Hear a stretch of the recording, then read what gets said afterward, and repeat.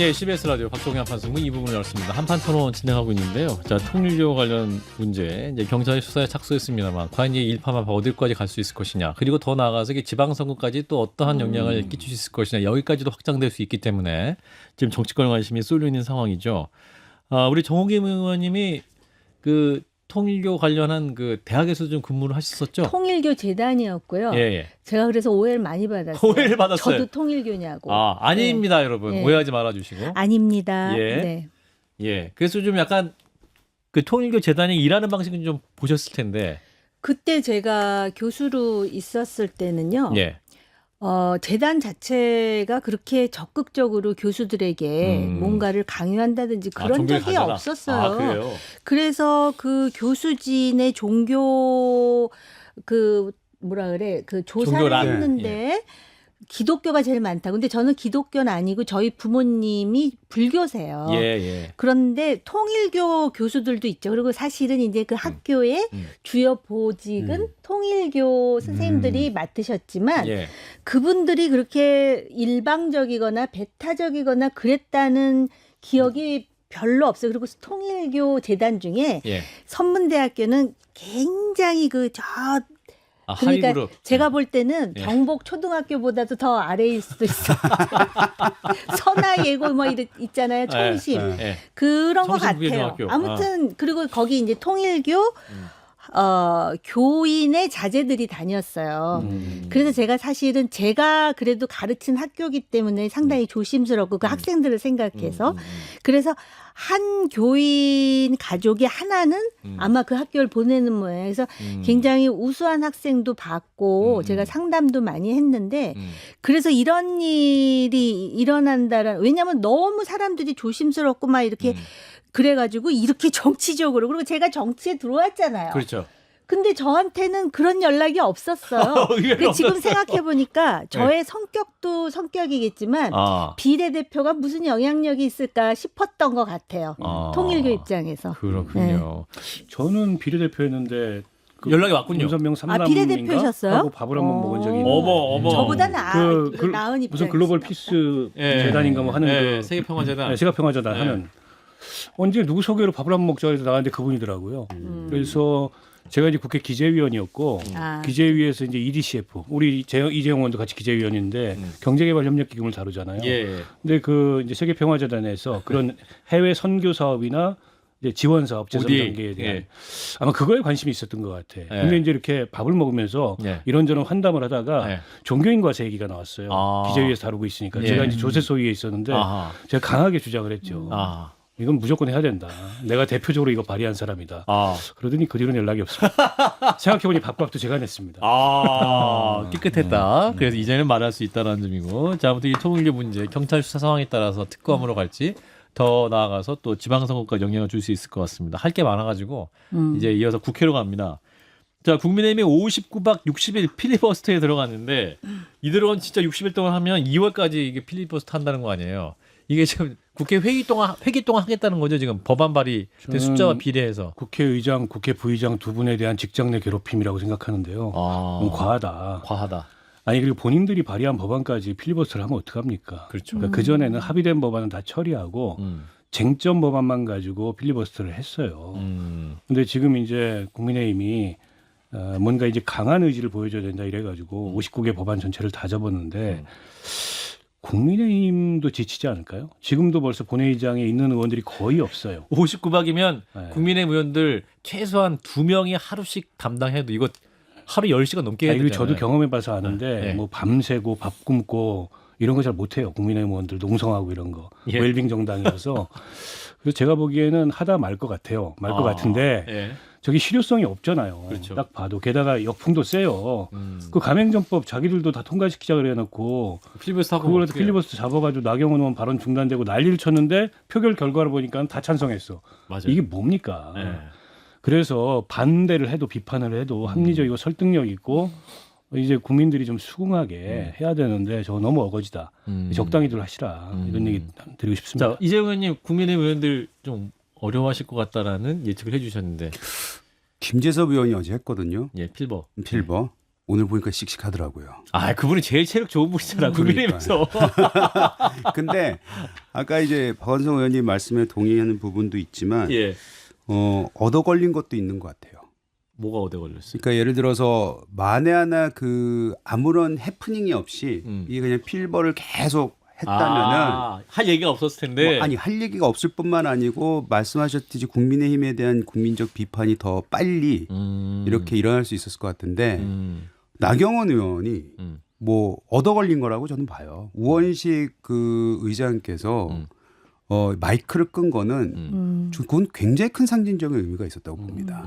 예, 그거는 여당으로서 여당 뭐 국회의장 여당 여야가 아니라고는 하지만 여당 출신으로서 의장이 그 굉장히 지금 국민의힘이 굉장히 축소돼 있는 걸 알면서도 그리고 나경원 대표에 대한 국민이 가지고 있는 시각이라든지 거기 왜 나왔는지도 알면서 이것이 뭐 그 법안하고 상관없다고 해서 그 마이크를 꺼버린 거는 좀 굉장히 국민들이 봤을 때 불편했을 거라고 저는 보여져요. 그런 의미에서는 이게 필버를 한 이유하고는 별개로 하다 보니까 이런 성과 아닌 성과가 나오기 시작을 한 거죠. 어찌 보면은. 왜냐하면 국민들이 저거 아무리 야당이 미워도 아무리 야당이 아까 무슨 덩드됐다고 얘기까지 하셨는데 그런데도 불구하고 국회의장이 국회에서 저렇게 마이크를 끄는 게 맞아? 그 전에 나경원 의원이 국회의장 앞에 갔을 때 인사를 안 하고 시작했어요. 맞아. 네. 그러니까 그때부터 이제 우원식 의장 기분이 나빴던 거예요. 맞습니다. 아, 이거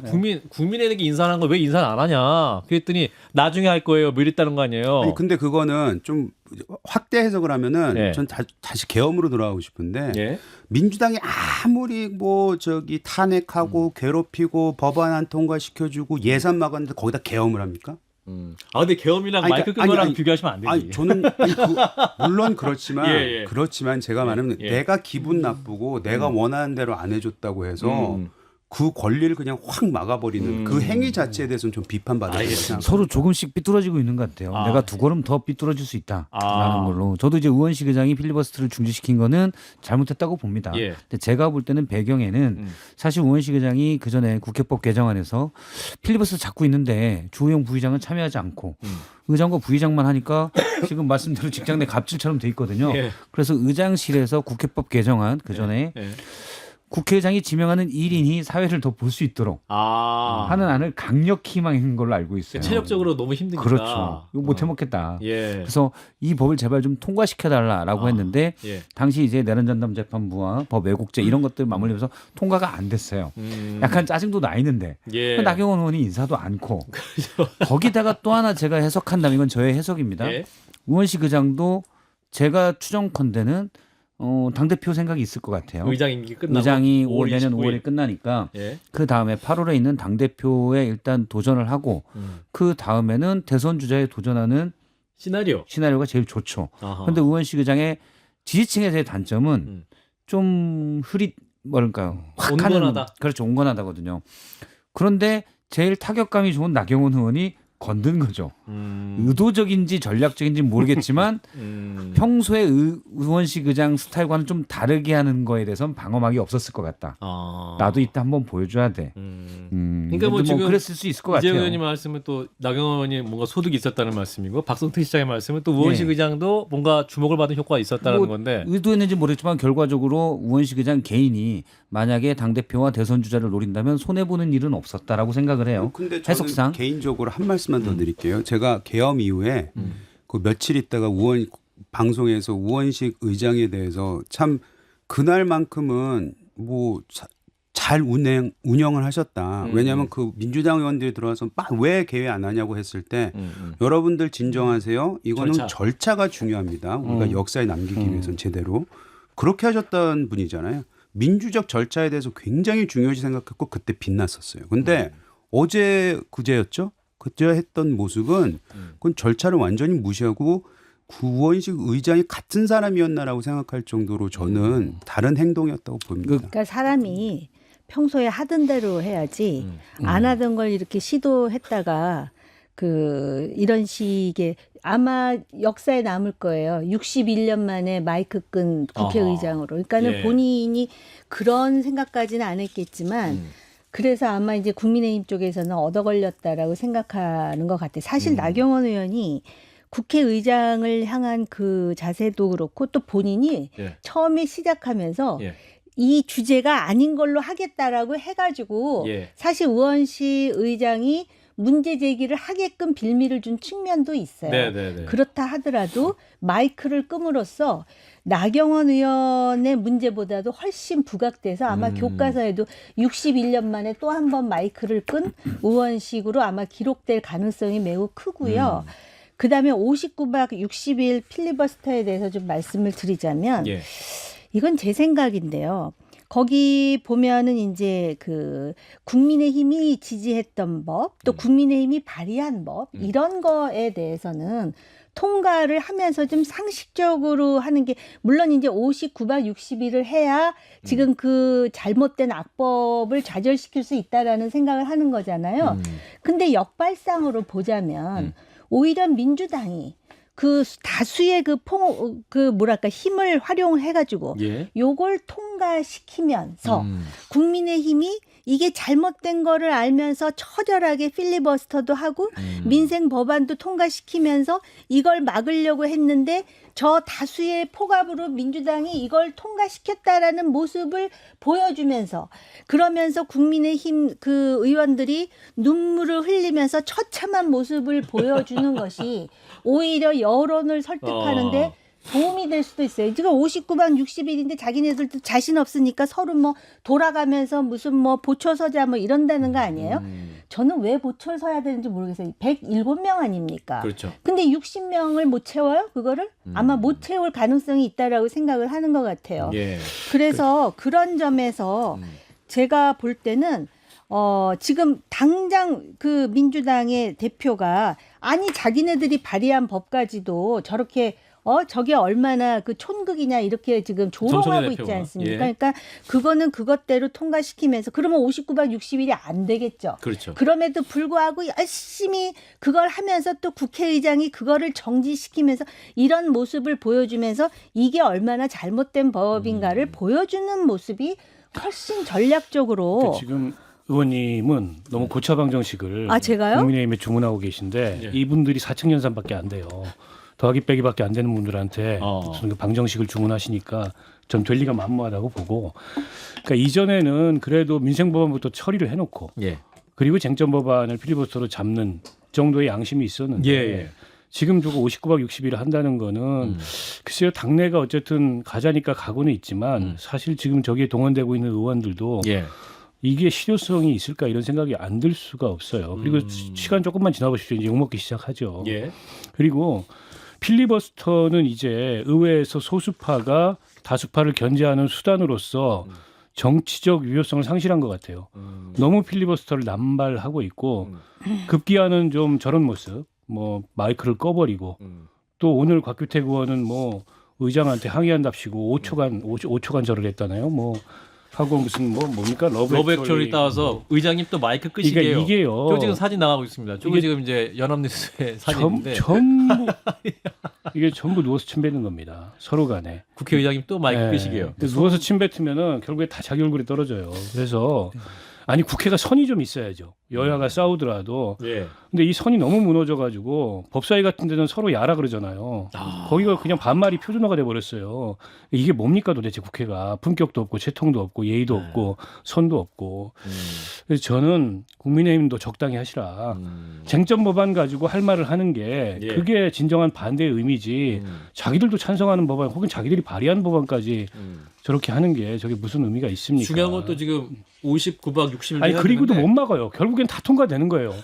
근데 너무 천막농성 나가고 천막농성 시작했는데 이게 지금 농성 종료 시점을 안 정했어요. 그럼 이제 천막 초반에는 좀 있다가 또 별로 없으시면 그것도 문제 아니에요? 천막이면 또 계속 거기 작업해야 되는 거 아니에요? 그러니까 저는 오히려 걱정되는 게 그런 부분이에요. 네. 앞서 이제 무슨 웰빙 정당이라는 말씀을 하셨는데 거기에 대해서 반박을 제대로 못 하겠는 게 뭐 시장은 거창한데 마무리가 잘 안 된 경우를 저 스스로도 많이 봤기 때문에 아이고. 이렇게까지 일단은 뭐 시동 발동을 걸어 놓으면 나중에 어떻게 이게 수습이 될까? 출구 전략에 좀 그렇죠. 예. 저는 그 부분에 대해서는 좀 우려가 되기는 합니다. 이거 어때요? 제가 생각한 건데. 제가 지도부가 아니라서. 아니 그래도 나 방송 듣고 계세요. 네. 국민의힘 지도부가 듣고 왜 있어요. 지역위원장이잖아요. 그 아까 제가 말씀드린 대로 그 일반 법안 민생 통과시키고 필리버스터는 최대한 하고 천막 농성은 기한을 정해서 하고 그 다음에 국회의원들 107명이 그 처절함과 절박함과 어떤 의지를 담아서 전부 삭발을 하면 어떻게 되는 거예요? 삭발제야. 오. 야, 세다. 직구주십니다. 예? 세게 나가야지 세게. 야, 그러니까 그만큼 결기가 우리 정 의원님 결기가 아니 있는데. 이게 지금 법이 이게 지금 악법이잖아. 사법 개혁의 이름으로 예. 그런 처절함을 보여줘야 되는 거 아닌가? 아니, 제가 근데 이거는- 해석하기에는 그냥 마음에 안 드는 국민의힘 지도부 머리나 깎아라라고 주문하는 것 같아서. 아니 아니, 근데 제가 이게 직접 저는 했- 굉장히 중요한 그 결기를 보일 수 있는 제안이라고 생각하는 게 왜냐하면 예. 삭발을 해버리면 예를 들어서 이게 하나의 그 예시인데 예. 삭발을 해버리면 거기에 그 텐트 안 나가도 되는 거예요. 그냥 천막 농성을 천막농성 안 해도 예. 예를 들어서 안 해도 삭발만 다 하고 있으면 어디 가나 본회의장에 앉아 있거나 어디에 앉아 있거나 이미 벌써 그 결계가 계속 비춰지고 있는 거거든요. 하승구에 그게- 나와도 그게 그렇죠. 다 주목 효과가 있네. 네. 삭발을 하면. 뭔가 절연한 의지나 절박함을 보여주는 것으로 해석이 돼야 되는데 지금 내부에서도 덩드라고 얘기했듯이 그냥 웃겨버릴 수가 있는 게 문제예요. 아니 결연한 이게- 의지를 보여줘야 되지. 그러니까 그것도 그러면 이전에 결연한 뭔가. 근데 너무 그런 그 있었으면 용어를 오늘 모르겠는데. 많이 쓰신다. 덩드 그만한 거 하지 않았어요. 그래. 그 아니, 아니 들어가겠습니다. 예. 아니 뭐 다 좋은데요. 예. 그 이제 장동혁 대표나 지금 당 지도부가 예. 어찌됐건 정무적으로 전략적으로 계획이 좀 있어야 되는데 별로 그런 게 없어 보여요. 그냥 강경하기만 한 것 같아. 전략이나 계획은 없이. 그런데다가 당내에서조차도 빨리 기조 바꿔라 이렇게 가면 안 된다 이런 네. 주문이 쏟아지는데 장동혁 대표 못 들은 척하고 있어요. 안 들은 척. 네, 근데 늦었어요. 저는 이미 늦었다고 봅니다. 그러니까 이미 메신저 리스크가 커져서 메시지 바꾼다고 해서 이게 예. 해소가 안 될 문제고 결국 국민의힘은 그동안에 역사적으로 당대표들의 무덤이었는데 또 그렇게 가지 않을까 이런 예상이 되고 왜냐하면 선거잖아요. 선거가 아니면 모르겠어요. 예. 근데 이제 선거기 때문에 6월에. 당장 이제 다음 달 되면 후보들 몸이 달기 시작할 거예요. 그리고 여론조사 결과들 막 나올 텐데 예. 거기서 이제 도처에서 국민의힘 후보들이 어렵다 이런 분위기가 형성이 되면 그러면 뭐 못 견딥니다. 누구도. 근데 무슨 계획이 있어서 저렇게 가는지 잘 모르겠고 일각에서는 그런 얘기를 했다 그러더라고요. 내가 3주 후에 바뀌겠다. 당동혁 대표가 네. 12월이 지나고 네, 12월 말쯤에. 장동혁 대표의 스케줄이 3주. 그러면서 나온 게 이제 한동훈 무슨 뭐 그 당무 당무감사위 게시판. 뭐 이런 거예요. 그래서 너무 단순하게 이 정치를 보는 것 같고 이 주호영 부의장 같은 분이 저렇게 공개 경고를 하고 나선 것에 정치적 의미가 뭔지를 잘 해석해야 돼요. 예. 국민의힘은 영남당입니다. 자, 근데 영남당이 여기서 움직였어요. 친 장동혁, 친 한동훈계로 지금 국민의힘 비리칭 분열이 계속되고 있고 지금 이제 장동혁 대표의 팬 카페가 생겼어요. 만사 혁통. 그러니까 장동혁 대표의 만사 혁통 장사무 가입 질문이 근데 평소 한동훈을 부르는 호칭 12.3 계엄 사과에 대한 의견을 묻는다고 하는데 그 이게 또 한동훈 전 대표는 이제 지지자들과 주고받은 대화가 담긴 신간 같이 한 컷 또 신간 책을 또 출간을 했단 말이죠. 요거는 또 이게 지금 국민의힘 지지층 내부를 통합시키기보다 또 좀 뭐랄까 분열시킬 수 있을 것 같아요. 이거 어떻게 보고 계시는지 정 의원님. 심각하게 보고 있죠. 예. 그리고 지금 우선 장동혁 대표가 리더십이 바뀌어야 된다라는 거는 아마 초선 재선 의원들도 많이 공감하고 지금 숫자가 늘어나는 것 같은데요. 예. 여기서 또 한동훈 전 대표도 잘해야 된다라고 저는 생각을 하거든요. 이게 완전히 그 내부가 진영화되는 것 같다라는 느낌이 들고 저는 한동훈 대표가 상당히 명민하다라는 걸 많이 느껴요. 예를 든다면 대장동 항소 포기에 대해서 론스타에 대해서 그리고 이슈에 대해서 그럼에도 불구하고 이게 저 혼자만의 느낌이라 조심스럽긴 한데 좀 배타적인가? 배타죠. 네, 좀 이렇게 친한 게 그러면은 이게 좀 이렇게 좀 약간 이렇게 선이 굵게 그어져 있는 건가 이런 느낌을 받는 부분이 있고요.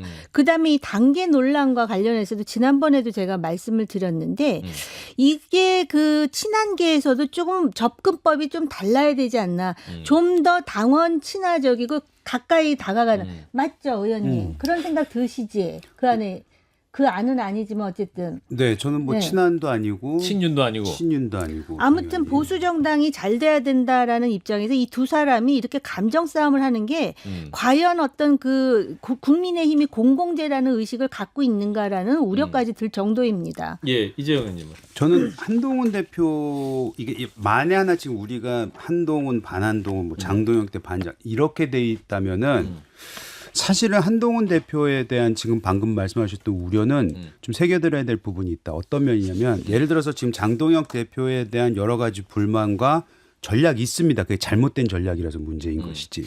근데 그대로 가면은 당이 굉장히 힘들어진다는 거는 뭐 이미 벌써 많이 나왔는데 그렇다면은 어찌됐든 간에 당 대표이고 지금까지 당 대표가 어떻게 하냐 지켜보자고 했던 사람들이 반대로 돌아섰을 때 이 사람들이 한동훈한테 와야 되거든요.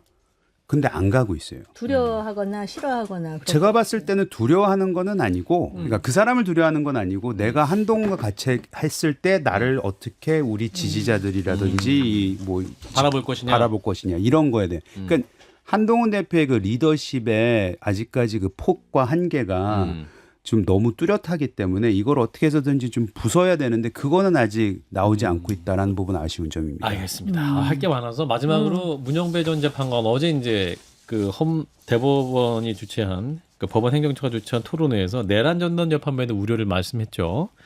분노는 사법개혁의 내용이 될 수 없다. 휴먼 언어가 있다면 휴먼을 고쳐야지 왜 시스템을 고치냐. 물론 내란 재판 잘못된 부분이 있으나 여러 비판하셨네. 우리 박 의원님. 아니 저는 문영배 재판관 말대로 사법부도 여당도 얘기를 좀 들었으면 좋겠어요. 예. 사법부는 사실 불신을 그동안에 자초해 왔고 그럼에도 불구하고 내부에서 아무것도 하지 않은 채 소극적인 자세로 일관하고 앵무새처럼 사법 독립성 얘기만 계속 외쳤던 거고 예. 여당은 좀 너무 나가고 있잖아요. 그리고 대통령실에서도 우려를 하고 여당 의원들도 우려를 하는데 여전히 공식적 입장은 연내 추진이에요. 장성현 대표. 근데 연내 추진하면 재판 더 늦어집니다. 그러니까 설사 위헌 시비가 안 걸리더라도 1심 제가 직위원 부장이면 넘겨버려요 그냥 전담재판부에. 그럼 6개월 더 걸릴 거예요. 예. 기록 검토부터 시작해서. 그거 원하는 겁니까 그 결과를? 저는 저거 아니라고 생각하고요. 어제 그 문영배 재판관뿐만이 아니라 박은정 전 국민권익위원장도 비슷한 지적을 했어요. 그렇게 하면 안 된다. 예. 그리고 이석연 전 법제처장, 지금 국민통합위원장, 정청래 대표 찾아가서 같은 맥락의 지적을 한 겁니다. 법 왜곡죄 이것만은 정말 안 된다. 아니, 사법개혁 다 좋아요. 그리고 이제 사법개혁의 본령이 뭔지에 대해서 주장이 다 다를 수 있는데 어찌 됐건 간에 뭐가 됐든 간에 이렇게 속도전을 판다는 거 연내에 완성하겠다는 건 누구의 시간표입니까? 정청래 대표의 시간표일 뿐이에요. 그렇잖아요. 예. 근데 왜 그 시간표를 고집을 하면서 이런 무리수를 두고 여권 내에서조차도 무리하다 이런 지적을 받는데 계속 그걸 고집하는지 모르겠어요. 그래서 문영배 재판관 말을 그냥 들어라. 문영배 말씀 들어라. 자, 정 의원님도. 네, 그러니까 딱 단어가 생각나요. 휴먼 에러, 시스템 에러. 그러니까 직위원이 휴먼 에러예요. 그러니까 시스템대로 움직이라는 얘기를 하고 싶은데 본인도 그런 얘기를 하고 싶은데 저 직위원이 문제다라는 얘기를 상당히 젠틀하게 한 거고요. 예. 공론의 장과 폭력의 장 이건 민주당이 귀담아 들어야 돼요. 공론의 장으로 가라 그랬지 이게 그런 식으로 다수의 폭압과 같은 폭력의 장으로 가서야 되겠느냐. 그러니까 저는 그렇게 해석했어요. 신속히 재판을 끝내라. 그러나 지금 그 현재 민주당이 추구하는 법 왜곡죄라든지 내란 전담 재판부 이게 휴먼 에러인데 이걸 왜 시스템 에러로 등치시키느냐. 굉장히 말을 잘하더라고요. 예. 네. 들을 게 있다라는 것이 두 분의 공통된 의견이신 것 같습니다. 자, 박종기 한판 승부 이제 금요일 한판 토론 보내드렸습니다. 함께해 주신 분 박원석 전 의원님, 정호김 전 의원님 두 분 고맙습니다. 감사합니다. 고맙습니다.